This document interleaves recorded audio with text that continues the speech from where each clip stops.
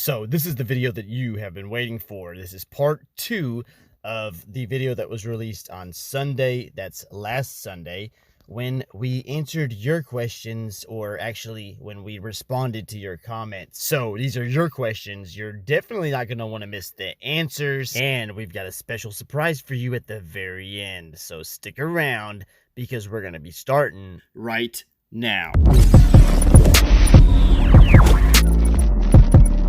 Hey, what's going on? It's Pat from Top Ticker Trades. If you're new here and you want to learn how to use stocks and options to make your portfolio go parabolic, make sure you start now by subscribing and tapping that bell so you never miss an upload.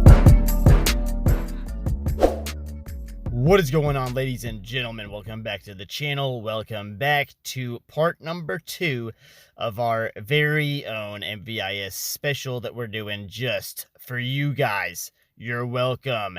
And if you want to show your appreciation for all of our hard work, simply just hit the thumbs up button.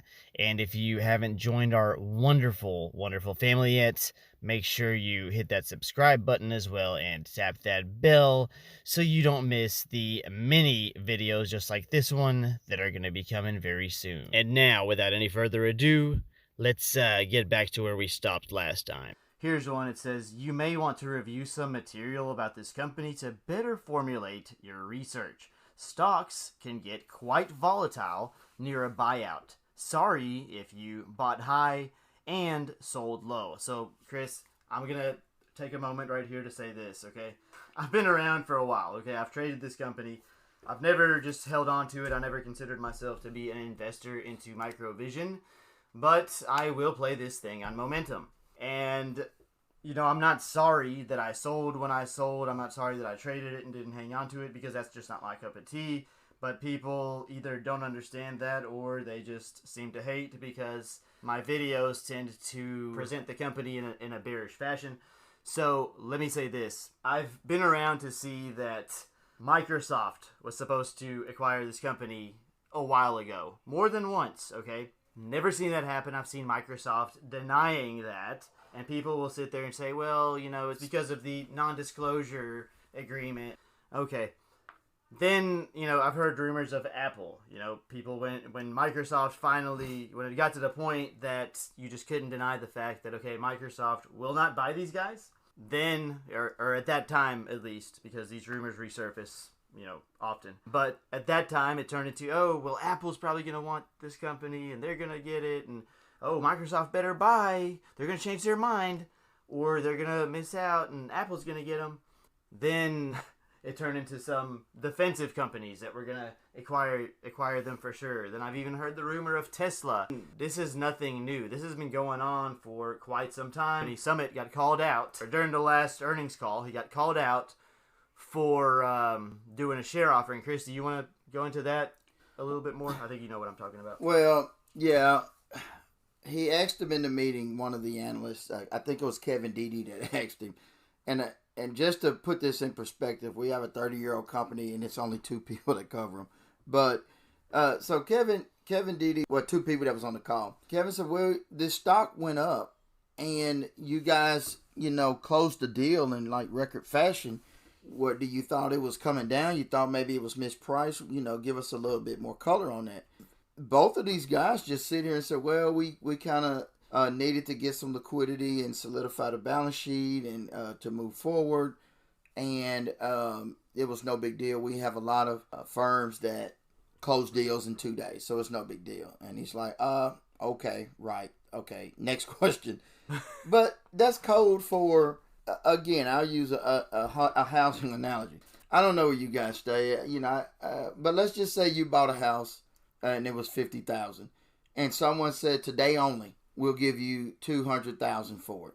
Yeah, you'll jump on it because you felt like that price was right and it was inflated, and you felt like it was some more value, so they jumped at the opportunity to go and dilute the company even more. Got called out and didn't even address it. They just said, "Oh, it's normal." Well, he went back and looked at all the other share offerings. It was announced. It was planned. It was, you know, it just was real rushed, and it kind of rubbed, you know, some people the wrong way. But kudos to these 2 analysts that cover these guys. They call them out every single time, or they ask pointed question. One guy even, I think it was Kevin again. Kevin just said, hey, just real quick, just to the point, when will you have something tangible? And he says, oh, we'll have the A sample, this sample. He said, okay, so are you saying A sample and then B, C, and D to follow? Or what do you mean with A? He says, oh, no, we're just working on A. There is no B, C, and D.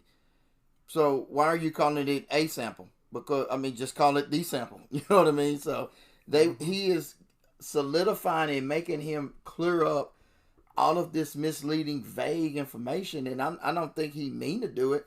Summit's an engineer and a software engineer, which is 1,000 times above my head. So, you know, and he's talking to a financial consultant or the providers of capital. So I don't know if it was accidentally over his head or what, but obviously he didn't, you know, respect or know the audience to speak in his language, because if you only have one of something, why you name it one or giving an alpha character A? Just say, hey, we're working on V sample. So he wanted to clear that up for all the investors on the phone. Here's another comment. It says, and yet Microsoft has a contract with the military, and they use Microvision specs in their products, not counting their multiple patents, not even considering their LiDAR being released this year. Your DD is trash, bro. Oh gosh, these people, you know, they really hurt my feelings, but I'm going to go ahead and answer this anyways. And then Chris, if you have any comments. So this guy says, yeah, Microsoft has a contract with the military. So whoever left this comment, I think they already stated the facts here. Microsoft has a contract with the military, not Microvision. Yes, we do know that there's a component of Microvisions in the Microsoft product that's being provided to the military. Here's the question we need to be asking. How much is this worth to Microvision? Assuming that this will be the exact same product that does contain the Microvision parts. How much is that worth to Microvision? Well, we know that Microvision still owes money. I don't even know the exact number right offhand. It's a few $1 million, like between 5 and 9. So here's the deal. The contract is nearly a $22 billion contract for 120,000 units. I've seen people trying to say that it's going to be worth between $400 to $800 per unit that Microvision will be getting. But I think one of the numbers that I'm hearing, you know, coming in pretty consistently, and as of now, we don't know what that number is going to be, but I think it's going to be around $20. That gives you, you know, $20 times 120,000 units. That would give Microvision $2.4 million. Doing this math, Chris, if they get $2.4 million over a 10-year period, what kind of effect will that have on the share price of Microvision? Does that justify people buying them at $14, $15, $16 based off of this contract? Or is this contract already more than priced in at these, at this $20? I got that question, Pat, and my model actually has that contract in at threefold, and I still had trouble getting this stock up. The thing with the Microsoft contract is, like the YouTuber said, Microsoft. That's where that sentence should have ended. Microvision, builds these technological parts. They get parts from all over the world, but you don't hear anybody saying, oh, we got the Microvision contract, our stock's going up. Again, I believe some of these YouTubers are smarter than Summit, or they have more faith in MVIS than the own management team does, and that's fine. If that's the part you want to play that part and own it. That's fine. I have no problem. This is all fun and games until you pull out the financial statements. Well, no one wants to pull these financial statements out and talk facts. We always want to talk about what could be, what should be, what will be, instead of what is. And what is the product that they have now is absent. The positive cash flows are absent. And no, they look past all of these facts and just go and list all of the stuff that could happen in the future. And I'm with you, it could. But we'd have music in the air of a flyhead. Well, I won't say. All right. So I've got one question here. This guy says, and I've answered this one already in the comments, but we'll go ahead and... what about that guy Pat, about the scope of the Microsoft contract, and he scaled it up for all the militaries in the world. You got that? Well, I want to just go ahead and debunk that. We had a YouTuber says, oh, the market for this contract could blow up because we have over 600 million troops in the world, and I'm like, okay, guy, a timeout right there. What good is this technology if every troop in the world has it? So go ahead and just scratch that off the list. That one does not make any sense. There are some legitimate YouTuber comments that we enjoy reading. And believe it or not, guys, we actually learn too, because I'm on financial statements, but I'm feeling like I can go toe to toe with some of these technology guys with MVIS. I've been in for 2 or 3 weeks now, so I feel like I can go toe to toe. And once I can go toe to toe on the technology, I think I'll be unstoppable then. Yeah, watch out. All right, so here's this comment I was gonna read. So this guy says, this was probably like the first legit comment where someone didn't say like, "Hey, F you suck, your video sucks, y'all just got puts on this, you shorted the stock." The automotive LiDAR, which has been teased for a while, now we are finally in the month where it will be released. They basically say it has next level specs, smashes competitors, the AR/VR equipment you were talking about is used in micro HoloLens 2 already. It's not potentially going to be used, it is being used. I would recommend looking up Inflection Point. Owners and insiders of the company have shares far as back as below $1, and they didn't trim a single share, even at $24. I don't see how this doesn't correlate to an amazing future. You're yet to really embrace the fact this is the make it or break it month.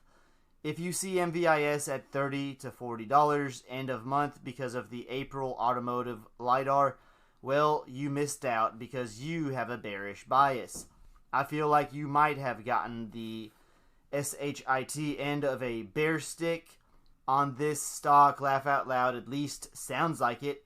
I don't think your due diligence is strong. If the LiDAR is SHIT, it will simply be fraudulent and many lawsuits will be filed. Such a big pump and dump could not be expectable on the New York Stock Exchange.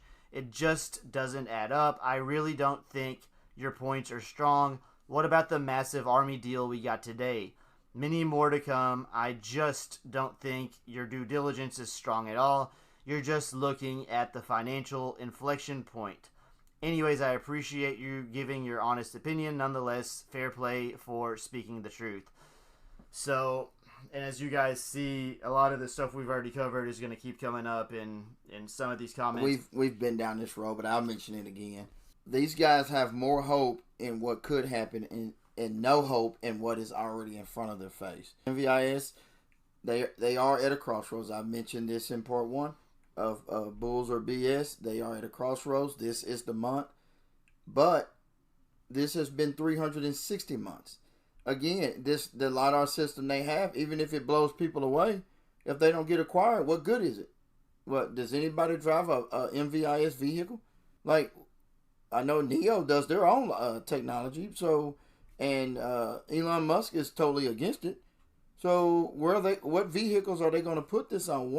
One bullish item that I did find when I did a lot of research was that they feel like they have a lot of lobbyists in Congress that are pushing for this to be mandated on vehicles similar to airbags and seatbelts. So they are pushing this in through backdoor channels, not through front door demand. Like Apple say, hey, look, we got a product. Get at us if you got some money. No, Microvision is pushing this technology through the back door and say, okay, we can't get anybody to buy this. Why don't you guys make a law to make them have it? And that way, we can go ahead and stay in business. And they're pushing this through backdoor channels through the insurance companies. But I spoke about this. Like, the insurance companies are not giving people any discounts, and it's very expensive. I drive a Corvette, Pat. That Corvette has a heads-up display, and I'm sure it is nothing like MVIS's technology, not even close. I'm sorry for even mentioning it in the same breath. But my point is this. I also have a Tundra that has no heads-up display. My Tundra windshield is $200.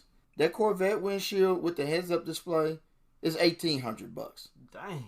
So this technology is very, very expensive. No one can afford it. Insurance companies say, and Congress is like, we don't want to mandate this. We'll never get reelected. Well, that's a whole other YouTube story with politics and reelections. But my point is this: they're having trouble getting it out the front door, and they're having trouble getting it out the back door. So I am very excited that this is the month. I'm very bullish. I feel like I'm rooting for these guys. I don't even have a stake in the company, but I want them to do well. I want to see if this is the month, because I haven't been hearing it, but some of these guys been hearing this for years now. Yeah.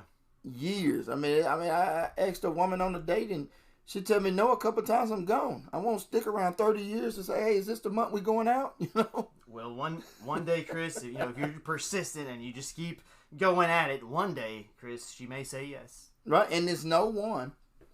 It is no one, or analyst or YouTuber, anyone, any my finance buddies. No one could give me a justification on how this stock went from $5 to $20. No one can explain that $15. I'm not saying it doesn't exist. It is very real. You ask some people who shorted it how real it is. It was very real. But no one can give any financial explanation. They can't give anything. All they know is that someone who was supposed to acquire them for the last 20 years got a contract and they blew up. This is an excellent deal. I wish I could get a position in the stock today where my next door neighbor could get a promotion and then I got the benefits too. It's like we both got a promotion. The only thing is Microsoft worked for the contract. We did not, and we both got paid. Dang. Yeah, that's a good gig. Wish my neighbor would get a promotion and give me some of it. All right, so I think we're going to try to wrap it up here because the video is probably getting quite long. Yeah, it's turning into one of them that's on my channel now. Man, I've got one last question I'm going to read here. I'm going to, address it, and then, Chris, if you have anything to add, you can. This user says, your analysis of Microvision is weak. Really hurtful there, by the way, guy.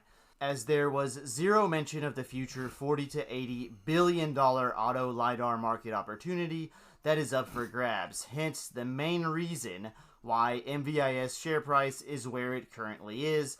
The company isn't focused on generating revenue right now. It is focused on finishing the A-sample sensor and then either looking for a buyout or towards bringing a strategic partner into the mix.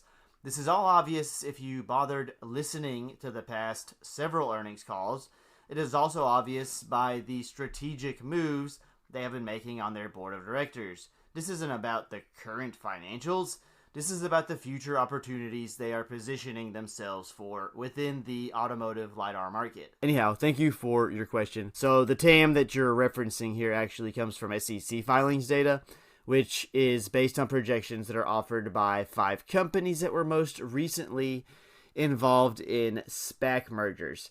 And if you need me to tell you what those companies are, those would be Validine, Luminar, Ouster, Ava, and Innoviz. And forgive me if I've pronounced any of those wrong. I'm so sorry. The total automotive LiDAR revenues for these companies are estimated to reach about $3 billion per 3 million units in 2025. So this would include, their hardware, software revenues, which suggest an average price of about $1,000 per unit. And on average, TAM suggested by these companies is $40 billion in 2025 and is projected to increase substantially in 2030. So I do agree with you, at least in part, that by these estimates, the opportunity here is rather attractive. But unfortunately, it appears that when you did your research, you only considered the non-conservative aspects of this industry.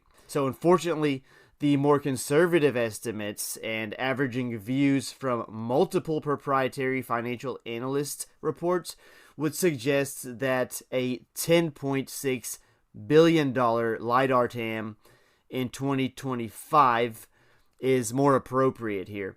And this would increase to about $31 billion in 2030. SPAC capitalized companies project acquiring 30% of the TAM, which would be $3 billion of the $10.6 billion available in 2025. And this would mean that there's an opportunity for $6.4 billion for companies to capitalize on, assuming that the SPAC projections are correct. And when I say companies to capitalize on, I'm talking about other companies besides these SPACs that I just talked about. But capitalizing on this opportunity, unfortunately, is going to require some money, for the company to have some money. And essentially, that's going to be the most critical challenge that's facing standalone LiDAR companies. And making sure that LiDAR companies are well funded is pretty much critical, okay? Let me put some emphasis on that. It's critical that these companies have some money, that they're well funded. But unfortunately, this is a circular problem because it does require customer traction, which in turn demands evidence that the company is well funded. So the companies that succeed will be those with enough funding, performance differentiation, customer penetration, and supplier manufacturing relationships. And the key is to have the right combination of product timing, performance, pricing, scalability, and also reliability, of course. MVIS does not fare well in any of these categories. The company must heavily rely, or does heavily rely on third parties. Their financials are pretty much laughable. And assuming that they have performance differentiation, which simply is not enough, even if Microvision had even if Microvision had the best tech in the world and it came out tomorrow, these companies with unlimited funds are going to be able to come up with their own version that's just as good or good enough. So what does Microvision really have? What do they have? Nothing.